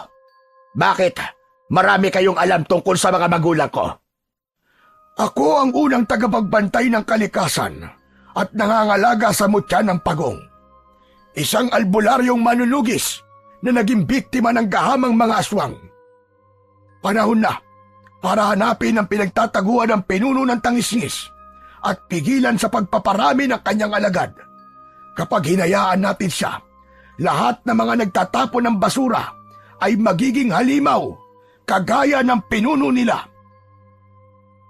Tatang, ano pong nilalang ang aswang na tangisngis? Sila ang mga mapaghiganting nilalang sa mga tao. Kumakain ng lamang loob at nakatira sa tambak ng basura. Pero bukod doon, meron din silang lihim na kuta na pinagdadausan nila ng ritual para sa mga katulad nilang aswang. O nga pala, tawagin niyo na lamang akong sa pangalang Lolo Coro.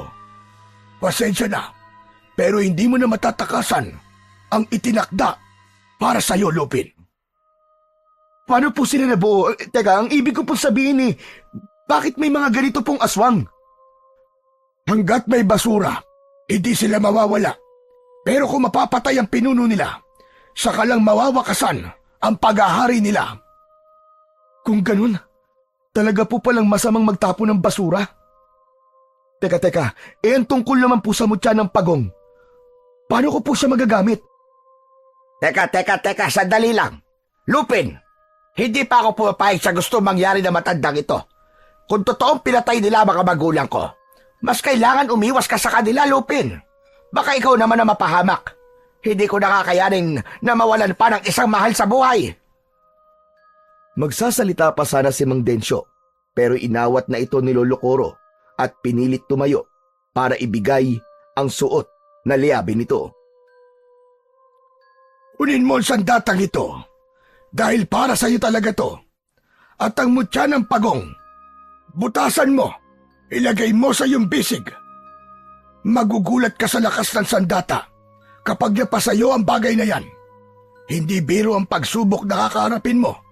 Pero may tiwala ako kay Tony na hindi siya nagkamali sa pagpili sa iyo. Wala na nga nagawa si Mang Densyo para pigilan si Lupin sa pagtanggap ng anak sa sandata.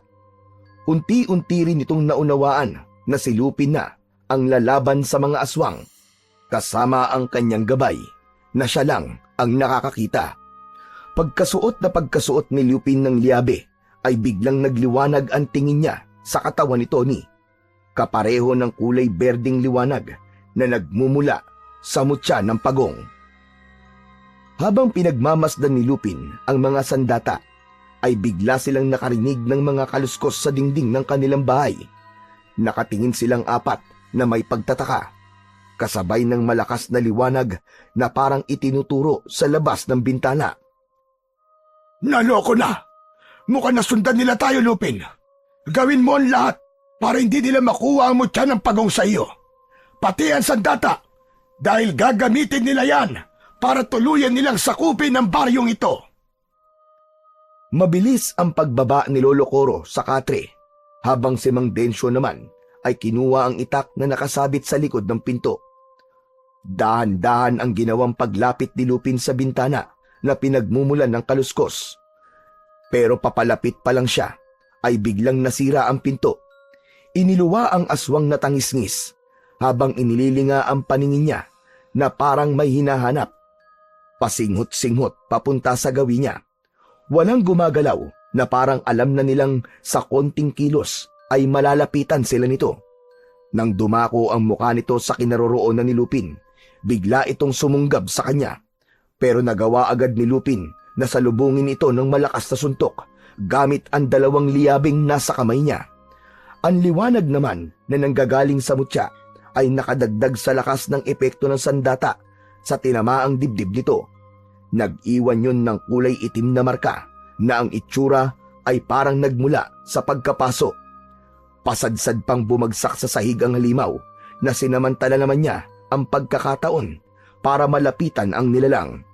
Paulit-ulit niyang pinagsusuntok ang mukha ng halimaw ng kanyang aserong kamao.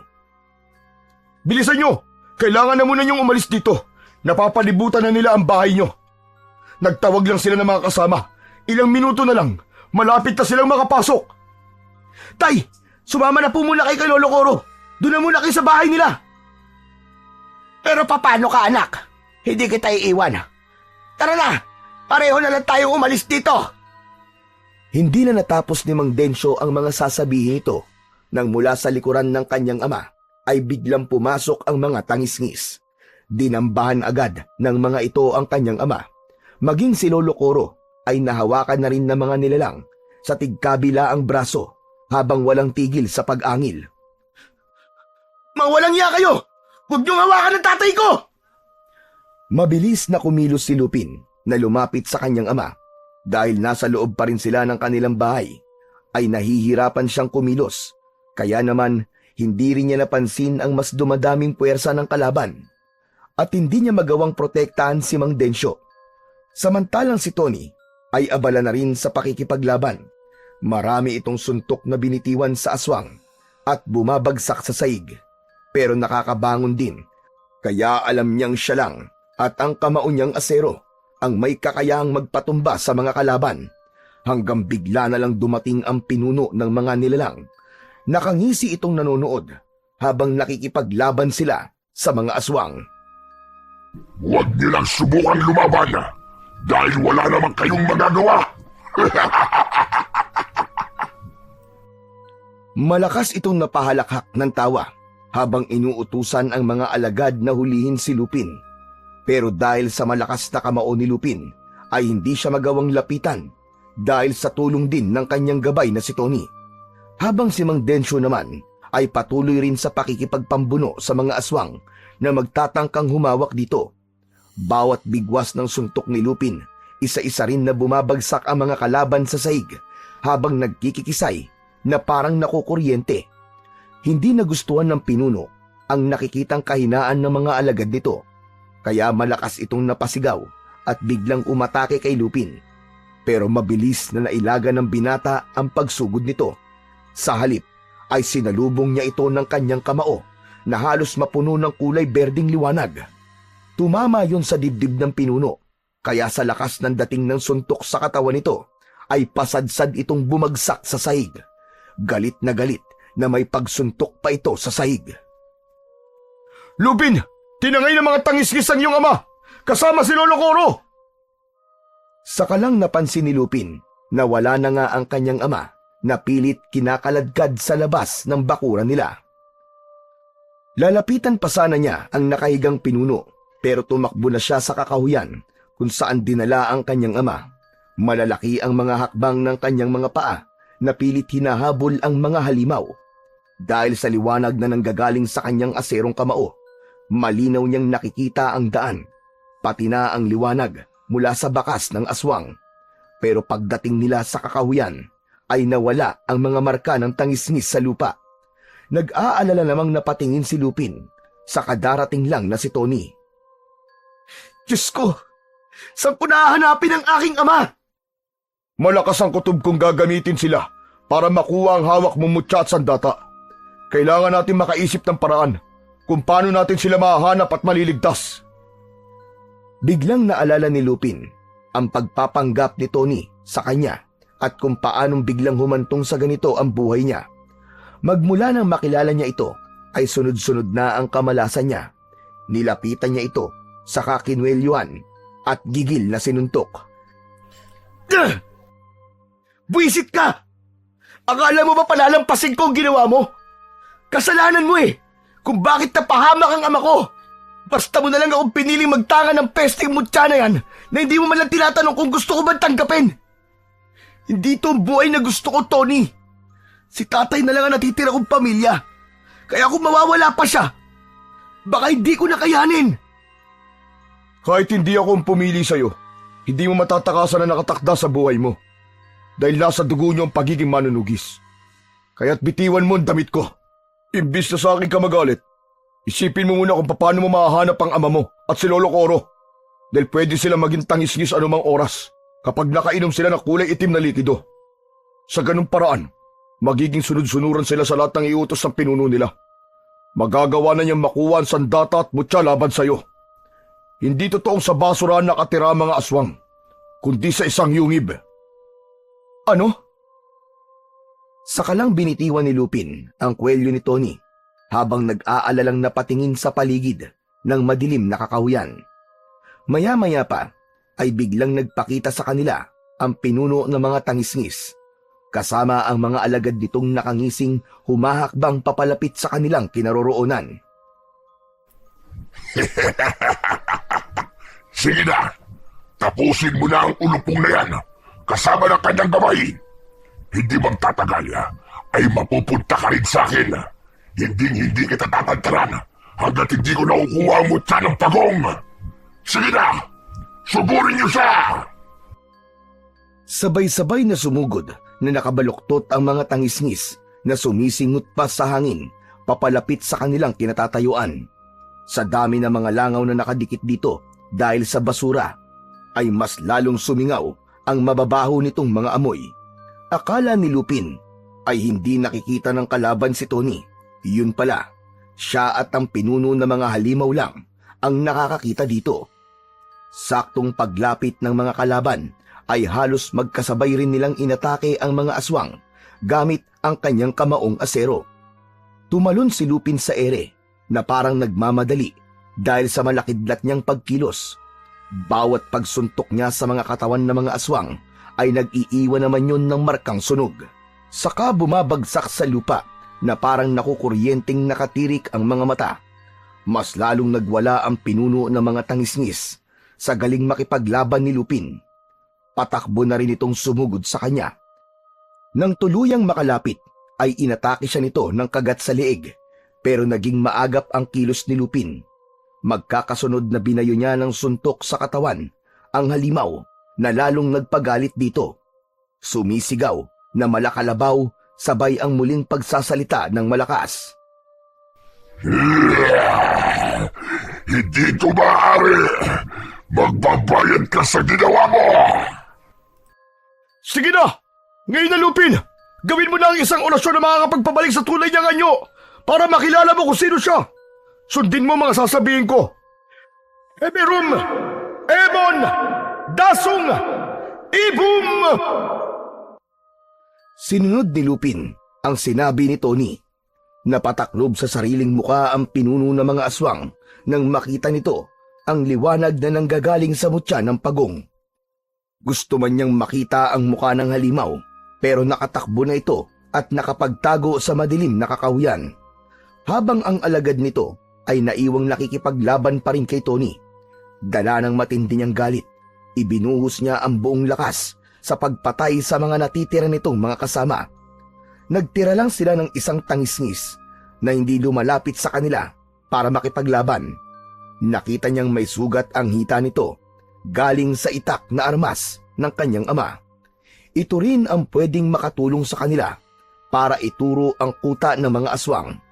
Nilapitan niya ito at pinagsusuntok sa muka hanggang sa mawalan ng malay. Muntik niya nang makalimutang kailangan niya ito. Tama na! Tama na, Lupin! Baka mapatay mo siya. Alalahanin mo siya lang ang nakakaalam kung saan natin matatagpuan ang iyong ama. Umayo si Lupin habang hinahabol ang sarili niyang hininga. Nakita niya rin ang mutya ng pagong na nakasabit sa kanyang bisig at hindi pa rin nawawala ang liwanag. Halos manginig ang buong kalamnan niya dahil sa matinding galit. Muli siyang sumulyap sa lugar na pinasukan ng halimaw habang naluluwa ang mga mata sa sobrang pag-aalala para sa kanyang mahal na ama. Hindi ako titigil hanggat hindi ko nahanap ang kuta ng mga halimaw na yun. Pagbabayarin ko siya sa lahat ng ginawa niya sa magulang ni tatay. Ano na ang balak mong gawin sa bihag? Pipilitin ko siyang maituro kung nasaan ang kanilang kuta at lulusob tayo para ubusin ang kanilang lahi. Halos pakaladkad na hinila ni Lupin ang mabahong katawan ng tangisngis. Saka dinala sa may tambak ng basura at dun hinintay nilang magising ito. Sa pagmulat agad ng mata ng aswang ay mahigpit niyang hinawakan ang malagkit nitong bibig. Sa kapilit na pinagsasalita, hindi niya pinansin ang nakakadiring malapot na likido sa balat nito. Idagdag pa ang mabahong natutuyong katas ng dugo mula sa paglapa nito ng mga hayop. Ikaw na hayop ka. Saan kayo nagtatago? Magsasalita ka. Alam kong kaya mo magsalita. Sa palagay ko, ang pinuno lang nila may kakaya makapagsalita. Hayaan natin siyang ituro na lang ang kanilang tirahan. Pero sa tingin ko magmamatigas to. Hindi niya basta-basta ituturo ang kanilang kuta. Walang imposible sa iyong armas. Ipakita mo ang kamaong asero mo. Takutin mo siya ng liwanag na nanggagaling dito. Ganun nga ang ginawa ni Lupin. Para itong tao kung takutin niya, malaman lang kung saan dinala ang kanyang ama. Ang dating sugat ng aswang ay dinukot ni Lupin gamit ang kanyang mga daliri para mapilitan itong magtapat. At dahil sa nararamdamang sakit, namilipit itong umangil na parang asong nasasaktan. Sa hindi malamang dahilan, itinuro sila nito pabalik sa bahay nila. Abat sira ulo ka! Pinaglololoko mo ba kami, ha? Mukhang tama siya, Lupin. Nagsasabi siya ng totoo. Sa ginawa mo ba naman sa kanyang sugat baka kahit pagpatay kay Jose Rizal, aminin niya. Tumigil ka! Hanggang dito ba naman nakukuha mo pa rin magloko? Seryoso ko. Buhay ng aking ama nakataya rito. Baka nakakalimutan mo may kasalanan ka pa rin sa akin. Sinasabi ko lang na tama ang kanyang mga sinasabi. Kaya tara na. Bakit kasi palagi na lang mainit ang ulo mo? Pinapakalma lang kita, Lupin. Dahil nakikita ko nawawala ka na sa tamang diskarte. Dahil nagpapatalo ka na sa galit mo. Maniwala ka sa akin. Hindi nila basta-basta papatayin si Mang Densyo. Dahil hindi pa nila nakukuha ang gusto nila sa'yo. Saka lang kumalma ang loob ni Lupin habang nakatingin ng matagal sa mukha ni Tony. Nawala na ang liwanag sa katawan ng kaibigan at napalitan ng dating anyo na kalmado. Tumayo sila at patulak niyang pinaglakad ang halimaw kahit hirap ito sa pagtayo at hindi nakikita ang daan. Mahigpit niyang kinapitan ito sa braso hanggang pagsapit nila sa kanilang bahay. Ayaw mawala ng kaba niya sa dibdib. Pakiramdam niya ay may matutuklasan siyang lihim sa bahay ng kanyang ama. Iginala niya ang kanyang paningin sa lugar kung saan ang mga dingding ng kubo ay sinira na ng mga nilalang na umatake sa kanila kanina. Nandoon pa rin ang mga nakahandusay na katawan na mga napaslang nilang tangisngis. Sunog at matigas na ang katawan na parang kahoy. Talagang hindi kinaya ang epekto ng kanyang kamao. Ipinatong niya ang bahay ng pagong sa batong nasa paanan ng hagdan, saka ginamit ang dulo ng itak ng kanyang ama na siya namang ipinangbutas niya sa bahay ng pagong. Kumuha pa siya ng isang tali at isinuot doon at mas sinigpitan niya ang pagkakakabit nun sa kanyang bisig. Nang maihanda niya na ang mga gagamitin, ay sinundan na nila ang nagpaunang nilalang na hindi nawawala ang pag-angil. Dumiretso ito ng pasok sa loob ng silid ng ama. Kahit nagtataka, ay napasunod sila dito. Ganon din si Tony na nakakunot ang noo habang sinusundan nila ng tingin ang nilalang na nakaturo ang daliri sa ilalim ng katre ng kanyang kama. Mabuti na lang at may bukas na lumang gasera na ginamit nila para tignan ang sahig sa ilalim. Pinaglololoko mo yata ako, siraulo ka eh. Saan niyo ba talaga dinala ang ama ko? Bakit dito sa ilalim ng katre ang tinuturo mo? Samantalang sa kakahuyan sila na wala. Teka, ako na ang titingin. Palagi ka na lang nakasigaw. Lumuhod si Tony para silipin ang ilalim ng katre, habang pinagmamasdan ni Lupin ang nilalang na bihag nila. Hindi ito makagalaw dahil sa mahigpit na pagkakahawak dito ni Lupin. Ilang sandali pa ay tumayo na si Tony at inalis ang katre na nakaharang sa sahig. Pati na ang ilang mga gamit na masasabing matagal na dahil puno na ng alikabok. Napansin agad ni Lupin ang maliit na panara ng pintong nakadikit sa kawayang sahig. Pati na ang lumang kandado na madali lang nilang natanggal dahil kinakalawang na. Sinasabi ko na nga ba, at isang lagusan ang itinuturo ng halimaw na yan. Parang may kaugnayan pa sa paghahanap natin sa kuta ng mga aswang. Pambihira! Bakit alam niya ang lagusan na yan? Saka, kakaibang mag-isip ang nilalang na ito. Parang hindi siya kagaya ng mga kasama niya. Malinaw pa ang kanyang isip at marunong makiramdam. Hindi kaya napipilitan lang ang halimaw na yan na sumunod sa pinuno nila? Nalaman niya ang kasamaan ng pinuno nila. O di kaya naman, dati silang mga tao na ngayon ay gusto na magbago sa pamamagitan ng pagtulong sa atin. Parang nakonsensya si Lupin nang muli siyang tumingin sa mukha ng aswang. Hindi na ito mabangis tulad kanina. Para na itong ordinaryong hayop, nakahawig ng aso na panay ang sunod lang sa kanila. Maya-maya pa ay nabuksan na ni Tony ang pinto ng sahig na yon, saka muling tumingin sa kanila na may pagtataka. Maingat ang ginawang pagbaba ni Lupin at Tony sa lumang hagdan, kasama ang nilalang na bihag nila. Tahimik itong nakasunod sa kanila na panay pa rin ang pag-angil na kagaya ng sa nauulol na aso. Habang bumababa sila sa baitang ng hagdan na gawa sa kawayan, ay napansin nilang parang panahon pa ito ng Kastila. Malinaw nilang nakikita ang lugar dahil sa ilaw nilang lumang gasera. Idagdag pa ang liwanag na nanggagaling sa mutya na suot ni Lupin. Paglapag nila sa saig ay iginala niya ang kanyang paningin. Parang tunnel yun na may mga bato sa bawat pader.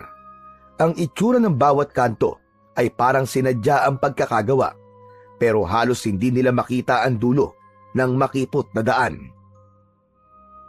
Matagal na panahon na ako nakatira sa bahay na ito, pero ngayon ko lang nalaman na may lihim palang silid sa lugar na ito. Hindi ito lihim na silid, Lupin, kundi isang sikretong daanan papunta sa mga kuta ng aswang. At tinulungan tayo ng nilalang na yan dahil siguro hindi niya na masikmura ang pinagagawa ng pinuno nila. Ewan ko, pero mahirap pa rin magtiwala sa kanya dahil kampon pa rin siya ng kadiliman. Ang kanyang itsura ay parang mukha ng matandang babae, batay na rin sa kanyang kahinaan. Ipinagpatuloy nila ang paglalakad habang nakikiramdam sa lugar na madadaanan nila. Kasing lapad lang yon ng 2 dipa. Ang mabatong sahig ay maraming buhangin, maging ang kanilang mga salita ay kasing tinis ng tunog na nasa loob ng lata. Pagkaraan ng ilang minutong paglalakad, ay pinatay ni Tony ang kanilang gasera nang makita nila ang liwanag sa nanggagaling na sulo sa mismong bilog na balon. Napatingin sila sa ibaba at dito nila nalamang isang yungib ang dulo ng lagusan. Mula sa kanilang pinagtataguan ay kitang-kita ni Lupin ang kanyang ama na nakatayo sa gitna kasama si Lolo Coro. Nakagapos ang mga kamay sa gitnang haligi na nakatayo o malapit sa pinuno. Habang sa gilid naman ay ang mga tangisngis na sabay-sabay na umaangil. Saktong pagtingin ni Lupin ay biglang nagbago ang anyo ng pinuno. Halos manlaki ang kanyang mga mata nang makita kung sino ang nagsasalita. Ano? Ang tigas kasi ng ulo mo eh. Binalaan na kitang umalis na kayo sa bahay ng mga magulang mong walang kwenta. Pero nagmatigas ka pa rin. Nakisali pa ang magaling mong anak. Kung ganon, isa ka palang halimaw na siyang pumatay sa mga magulang ko. Ang kapal ng mukha mo. Pagkatapos kanilang alagahan at pakainin, ito pa ang igaganti mo sa kanila. Isa kang ahas. Traidor ka! Hindi naman sana aabot sa ganito ang kamatayang sinapit nila. Nalaman ko lang naman na sila pala ang pumatay sa mga magulang ko. Masyado kasi silang pakialamero. Nalaman ko rin na dating manunugis ng aswang si tatay. Kaya ng isang araw na mahuli niya ako at nakita rin ako ng ating ina. Abay, ginawa ko lang ang nararapat sa kanila. Pero huwag ka mag-alala. Hindi naman ako masyado masama. May ginawa pa rin naman akong maganda. Dala ng matinding galit ni Mang Densyo ay nagpupumilit pa itong makawala sa pagkakagapos at isinisipa ang kaliwang paa sa nakatayong si Mang Leo. Isang malakas na suntok ang pinakawalan nito sa katawan ng kanyang ama. Nakitang lahat yon ni Lupin. Narinig din niyang lahat ang mga pinagsasasabi nito. Akma na sanang tatayo siya para magpakita nang bigla naman siyang pigilan ng kanyang kaibigan sa braso. Nagulat din sila sa biglang pagtakbo ng kasama nilang halimaw papalapit sa kinaroroonan ng mga kauri nito. Lumapit ito sa tabi ni Mang Densyo sa pamamagitan ng pagsingot-singot nito sa hangin. Wala na. Tapos na tayo. Tsak na ituturo tayo ng biyag natin. Wala nang oras. Kailangan na natin sumugod bago pa tayo maituro ng lintik na aswang na yun. Ngunit laking gulat ni Lupin at Tony na hindi man lang napansin ng pinuno na nakalapit na ang kanilang kasamang halimaw sa mga kasamahan nito. Hindi sila itinuro nito sa mga aswang na ipon-ipong nakatayo. Kung titignan, ay aabot sa 30 ang dami ng mga tangisngis na parang naghihintay lang sa udyat ng amo nila para lapain ang mga nakagapos na bihag. Kaya naman, habang pinagmamasdan ni Lupin ang dugo ang ama, ay parang binabasag ang kanyang dibdib sa galit. Kapag hindi na ibigay ng magaling mong anak ang hinihingi kong mutya, magkasabay kayo maililibing dito ng buhay. O mas tamang sabihin na patay na wala ng lamang loob at masusunog ng walang nakakaalam sa tunay na dahilan ng pagkamatay nyo. Katulad ng ginawa ko sa ama mo. Saka lang naalala ni Lupin na kaya gano'n na lang ang paghahangad ng tiyuin na makuha ang bahay dahil sa lagusang kumukonekta sa kuta nito. Dito rin marahil natuklasan ng mga magulang nito ang itinatagong lihim ng batang inalagaan ng mga magulang ng kanyang ama. Bagay na inakala niyang sa drama lang ng radyo nangyayari. Pati pala sa totoong buhay ay mararanasan ng kanyang ama ang kakaibang kwento.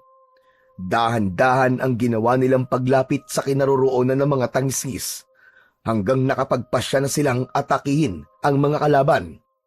Mabilis silang sumugod, suot ang nagliliwanag niyang mutya at 2 kamaong aserong liabe. Ignum, perum, sudin, imerum, suber! Mamamatay kayong lahat! Ito na ang katapusan nyo! Pagkatapos usalin ni Lupin ang kakaibang orasyon, kumalat ang liwanag na nagpatiklop sa mga kalabang nakatayo. Hindi sila makagalaw habang nakabaluktot ang mga katawan na parang sanggol sa loob ng sinapupunan. At yun ang epekto ng mutya sa sinumang makakarinig sa orasyon. Hindi sila makagalaw na pilit pinaglalabanan ang sakit na nararamdaman, habang si Tony ay walang tigil sa kasusuntok sa mga nakatayo pa ring tangisngis. Takdan mo na kami, Lupin! 5 minuto lang ang epekto ng orasyon! Baka bigla silang makawala! Mabilis na kumilos si Lupin para makalapit sa matanda at sa kanyang ama para tanggalin ang pagkakagapos ng tali sa mga kamay nito. Gamit ang sariling lakas ng kamay, ay medyo natagalan siya sa pagtanggal sa lubid. Kaya naman, naabutan na siya ng muling paggalaw ng mga nilalang. Mabilis siyang tinalon at tangka na sanang kakagatin sa leeg. Pero nabigwasan niya kagad ito ng suntok. Bumagsak ang nilalang sa matalas na mga bato, kaya't napaigik ito sa sobrang sakit. Maging ang mabatong sahig ng kuweba ay nakadagdag sa ingay ng paligid. Nakita niyang bumagsak si Tony sa lupa dahil sa malakas na pag-atake ng pinuno ng mga tangisngis. Mula sa kanyang kinatatayuan ay tinalon naman ito ng kanyang ama. Nakipagpambuno si Mang Densyo sa hilaw niyang kapatid gamit ang itak nito na nabitiwan ni Tony. Kaya naman bumalik sa dating anyo ito bilang isang mabangis na tangisngis. Walang awa nitong kinagat ang binti ni Mang Densyo. Lupin anak! Tulungan mo ako! Patayin mo na ang halimaw na ito! Tay! Dala ng matinding pag-aalala, mataas ang talon ni Lupin na bumagsak sa mismong likod ng pinuno. Ang ginamit niyang pangtukod ay ang kamaong aserong may tinik. Kasabay ng malakas nitong sigaw, ang pagbaon ng talim ng kanyang sandata sa katawan ng pinuno ng mga aswang. Mas lalong lumakas ang sigaw nito nang maramdaman ang umagos na likido sa likod nito. Parang umaatungal na kalabaw kung magwala ang halimaw. Hindi nito matanggap na tinamaan siya nito sa likod, kaya nabaling ang atensyon ng aswang kay Lupin. Malakas din ang sigaw ng mga kampo nito, pasugod sa kanyang kinatatayuan, pero hinawi ito ng pinunong sabik makaganti sa kanya. Mabilis nitong inilabas ang malalaking pangil para ikagat sa kanya. Hindi umalis sa pagkakatayo si Lupin. Hinintay niyang makalapit ang halimaw para atakihin siya. Naramdaman ng binata ang malakas na enerhiyang gumapang sa kanyang kamao. Nakita niya rin ang pagliwanag ng kanyang mga mata at bilang ultimatum na pag-atake, malakas niyang sinuntok ang ngipin ng papasugod na pinuno. Halos mabali ang leeg ng tangisngis sa malakas na pagbayo ng kanyang kamao. Sumambulat ang mga pangil nito at napalitan ng pagbulwak ng masaganang dugo. Halos hindi ito makapaniwalang nagawa yun ni Lupin, na nagpatigil naman sa mga kilos ng mga alagad nito. Bumagsak ang pinuno sa lupa habang bumubula ang sariling bibig mula sa dumudugong mga ngipin.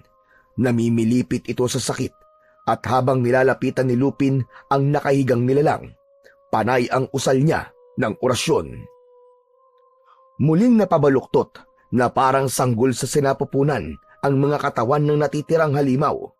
Sa tulong ni Lolo Coro, Mang Densyo at Tony, inatake nila ang mga tangisngis habang walang tigil sa pagbigkas ng orasyon si Lupin, hanggang makalapit sa kinaroroonan ng nakahigang pinuno.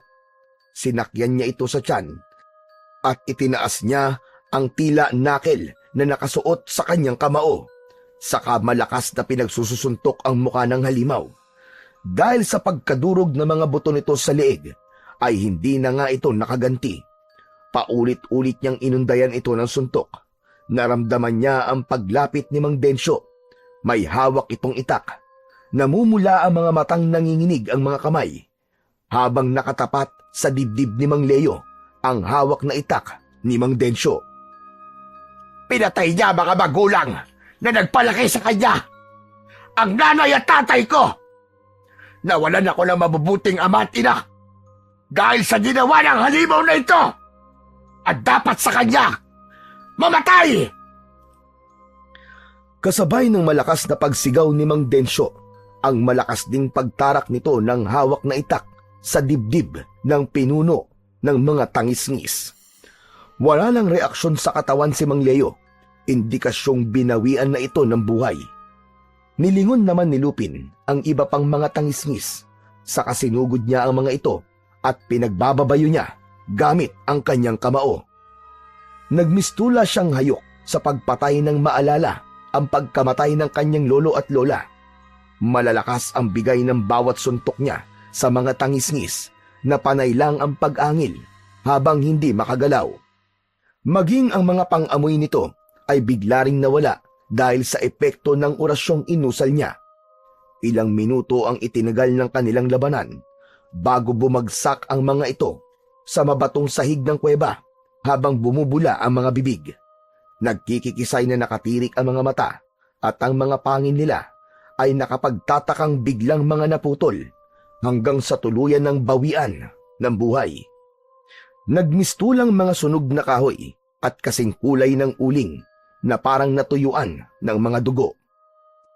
Naputol ang kanila mga pangil dahil sa pagpupumilit nilang makawala sa bisa ng orasyong sinambit mo. Kasing tigas ng pagong ang epekto nito sa katawan nila na maging ang pagkuskusan ng kanila mga ngipin ay di nila mapipigilan. Kaya naman, walang tigil ang kanilang pag-angil dahil dito nila ipinapakita ang sakit na kanilang nararamdaman. Kaya po pala naputol ang kanilang mga pangil dahil kahit na anong gawin nila, hindi sila makawala. Tatang, tapos na po. Ibinabalik ko na po itong liabe nyo. Marami pong salamat sa lahat. Hindi na kailangan, iho. Dahil ibinibigay ko na yan sa'yo. Po, pero sa inyo po sandatang ito. Sinabi na nga anak, di ba? Sa'yo na nga raw. Abay, bakit po? Dahil pag-aari yan ng lolo mo, na kapatid ko. Kung nagulat si Lupin, mas napanganga sa pagkakabigla si Mang Densyo dahil hindi nito akalain na ang matandang kanilang tinulungan ay kapatid mismo ng ama nito. Katulad ko, manunugis din ang tangis-ngis ang kapatid ko. Kaya nga, hindi ko akalaing mag-aalaga siya ng aswang. Diyos ko, kaya po siguro inalagaan ni tatay ang kapatid kong si Leo dahil siya ang pumatay sa mga magulang nito at naawa ang aking ama sa anak ng aswang na pinatay niya. Ang ibig sabihin, sa simula't simula pa lamang ay alam na ng mga magulang ko na aswang si Leo. Siguro ay umasa silang matatanggal nila ang pagiging aswang nito. At hindi po yun nakita ni Tio Leo. Nagpatalo siya sa galit niya at pagiging halimaw. Ang kapalit ay pinatay niya ang mga magulang na nag-alaga sa kanya. Ngayon lang din naging malinaw sa akin na ang dahilan ni Kuya Leo ay nalaman nitong ang mga magulang ko ang pumatay sa mga magulang niya. Kaya niya nagawa ang mga bagay na yon at nagparami ng lahi. Umagitna ang katahimikan sa kanilang tatlo sa loob ng kuweba. Maya-maya pa ay biglang nagsalita na si Tony kasabay ng mahinang pag-angin ng tangis-ngis sa likuran nila. Katabi ni Tony ang nakatayuring nilalang. Ito ang tangis-ngis na nagturo sa lagusan na tumulong sa kanila. Ang nilalang na bukod tangi ring nakakakita at may matinong pag-iisip. Wala na ang bakas ng pagiging halimaw nito. Ang natira na lang sa kanya ay ang pag-angil nito na parang aso. Anong gagawin natin sa kanya, Lupin? May natira pang aswang. Ako na papatay sa kanya. Wag, Tay! Wag! Siya ang nagturo ng lagusan sa bahay. Hindi ko nga po alam kung paano niya natuntun ang pinto sa ilalim ng yung katre. Alam niya ang bawat sulok ng kubo natin. Na para bang matagal na siyang nakatira doon. Teka! Parang kilala ko siya. Titigan mo siya sa mata, Densyo. Alam kong kilala mo siya at kung bakit niya tinulungan si Lupin. Dahan-dahan ang ginawang paglapit ni Mang Densyo sa halimaw habang hindi nito inaalis ang tingin sa mukha ng nilalang. Ilang saglit pa ay kitang-kita ni Lupin ang reaksyon ng mga mata ng aswang at ang mukha ng kanyang ama habang malakas na napaiyak. Napasugod ito sa nakatayong tangis-ngis at niyakap ito ng buong higpit. Nay! Nanay ko! Diyos ko, ano nangyari? Bakit kayo naging halimaw? Salamat po at buhay pa kayo. Ang buong akala ko'y kasama na po kayo namatay ni tatay. Dahil sa sunog. Buhay kayo! Buhay ang nanay ko! Dala ng labis na tuwa ay nabuhat ni Mang Densyo ang kanyang ina at nagpaikot-ikot ng pagtakbo. Nang mawala ang bakas ng panganib sa buong kuweba, ay naglaho na rin ang kulay berding liwanag na nanggagaling sa mutyang suot ni Lupin. Kasabay din ng pagkawala ng kaibigan niyang si Tony na nakakonekta sa liwanag ng mutya. Bumalik na sa dating katahimikan ang buong baryo magmula nang maging bagong kapitan si Lupin. Siya ang kauna-unahang kapitan ng baryo sa San Ildefonso na pinayagan ng mga tao dahil sa ipinakitang pagmamalasakit sa kalikasan. Magmula rin nang naluklok si Lupin ay ipinatupad niya ang malawakang pagbabantay sa kagubatan at ang mga basura ay itapon sa tamang tapunan. Ang dating tambakan ng basura ay ginawa nilang pasyalan na namumulaklak ang mga tanim sa paligid. Ang kanya namang lola ay unti-unti nang bumabalik sa pagiging tao sa tulong ni Lolo Coro na isang mahusay na albularyo dahil sa pagkakaroon ni Lupin ng kamaong asero sa pamamagitan ng liabe. Bukod sa batuta, ang lahat ng kanyang tanod ay nakasuot na rin ng sandatang katulad ng sa kanyang armas. Laban sa mga pasaway na mga tao at sa mga nilalang ng kadiliman na maaaring sumalakay sa kanila sa hinaharap.